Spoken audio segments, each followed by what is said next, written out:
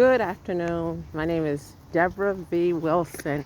I am in Rothner Park in Stockton-on-Tees. It's a wonderful place. If you get the opportunity and or you're in the Stockton-on-Tees area, do take a gander. It's fantastic. It's a very soothing and calming place, which is the perfect place to do this video. By the way, this will be one of 3 videos that I'm going to do that will be posted on my website, and I'll provide that information in the description box of this video. The reason why I like the park so much is it's nature, but nature is all about order and systems, and that ties into what I'm going to talk about. All right, then, here we go. Again, this is one of 3. At the tail end of the Troubles in Ireland, North and South as well, I found myself engaged to a man that both the Garda, that's the Irish police, and MI5, that's the Internal Intelligence Agency for the United Kingdom, believed him to be a member of the IRA. Then there were some people who perhaps were members of the IRA that thought I worked for the British state, the government, MI5 to be specific. I did not. In any case, it was quite the precarious situation that was resolved through discussion, through the efforts of members of the then Irish Republican Army, the Garda, and MI5. I was successfully allowed to leave Dundalk and return to Chicago, which is where I lived at the time. The experience could have been far worse. It was not a good experience, but I was fine. I was never physically harmed in any way, shape, or form. But it did leave me with a bout of PTSD. In time, I began to question ways in which I could understand what had happened in Dundalk, and instead of feeling like it was a crippling, damaging experience, that in fact I learned something from it, and there's something that I learned I could use for, at the very least, to heal myself. Fast forward a few years, and the United Kingdom's involvement in the war in Iraq and extremism and acts of terrorism increased in the country. By the way, I'm originally from Chicago, but the UK has been home now for 7 years. So back to my story.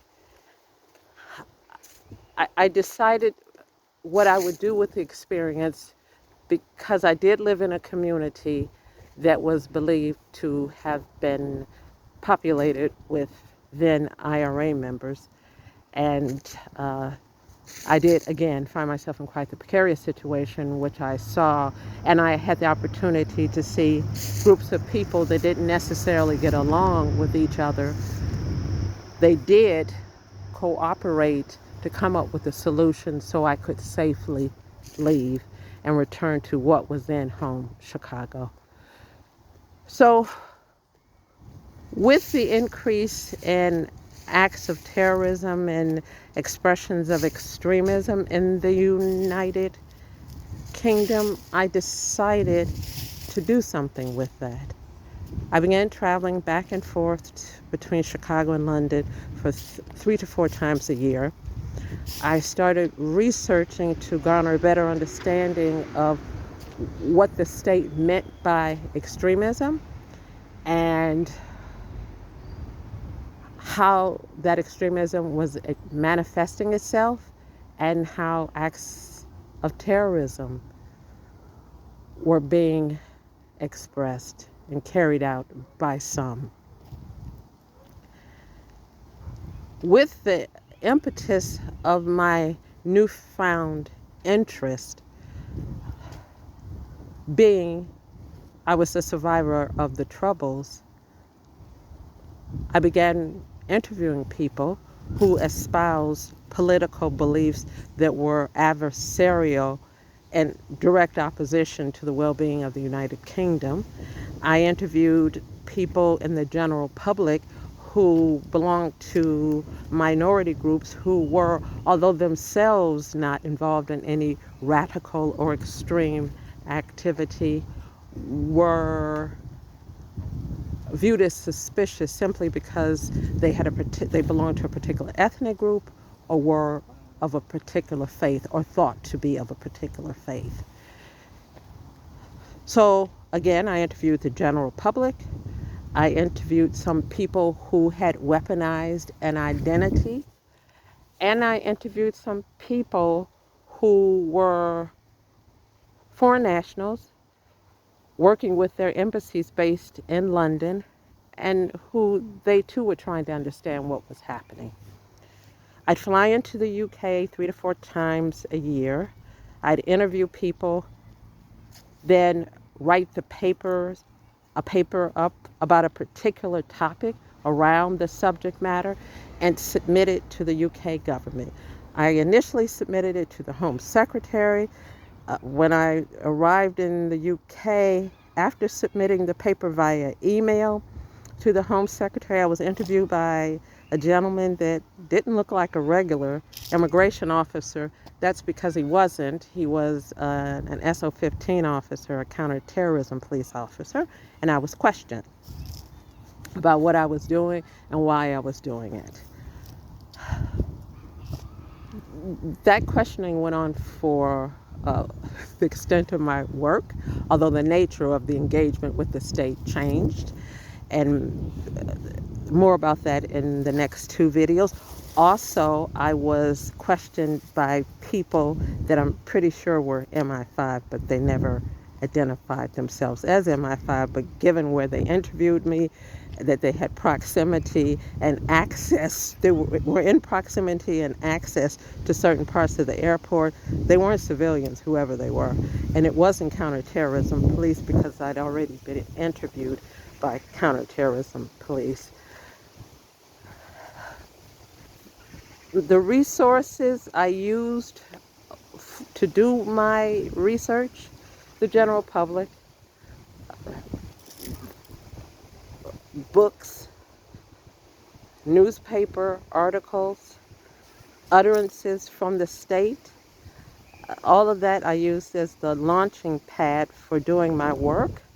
I was also cognizant of the fact that the United Kingdom, the state itself, talked about the escalating levels of threat and what that meant for the bandwidth of the national security model. So in my mind, my thought was my work would in some way, I would position myself and my work would reflect that I was hopefully, an assistance to the state in terms of adding to their the considerable body of knowledge about how they understood what was happening in the UK in terms of threats as it related to some people's response to the UK's involvement in the war in Iraq, and how the general public understood what they were doing and why they were doing it. The next 2 videos I do, I'll also film those in Ropner Park because there's quite the energy in the park that's conducive to profound and complex thought, and the synergy of coexistence and also relational dynamics. So it's a fantastic place to, at least I think so. So in the next 2 videos, I will go into a wee bit more detail. I should tell you up front, though, there were 2 organizations that I supported in the United Kingdom in their work. It went on for several years, and I will describe to you what that was like at the very beginning of my engagement with the 2 agencies, and engagement is in quotes, and what that eventually became. But I want you to, as I close out this video, I want you to remember this saying, and I will elaborate the next time I do a video, which will be tomorrow. That'll be video number 2 of 3. What is it this time, madam? What is it now? My name is Debra V. Wilson. I live in Stockton-on-Tees. I research the UK's national security model from a bottom-up perspective, so that's from a civilian perspective, and I look at how the model is understood by the state versus how it is understood and experienced by the general population. I also examine how marginalized communities experience and understand the UK's national security model. My focus is the internal model, so that would be led by, although it includes other pieces of the government, but that would be led by MI5 and counterterrorism police. Again, this is Debra V. Wilson. I'm in Stockton-on-Tees, and thank you for listening.